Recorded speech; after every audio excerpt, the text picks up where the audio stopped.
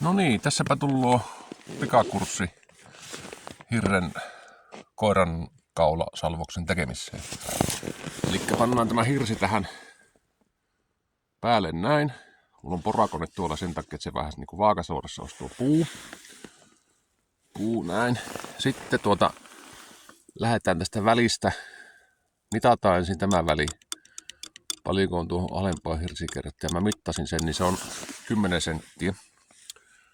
Ja tarkoittaa sitä, että kun se piirretään tähän yläpuolelle hirteen, se 10 sentin viiva, niin se tipahtaa kerralla tähän niskaan sitten kiinni.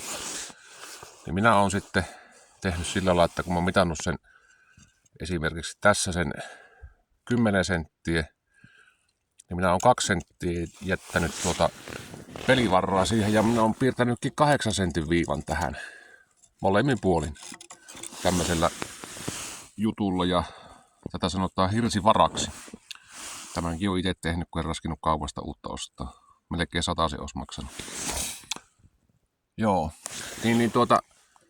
tähän piirretään tämä molemmin puolin ja sitten lähdetään moottorisahalla kaivamaan kolua tuohon hirteen, niin katsotaanpa minkä näköinen tappaus siitä tullut.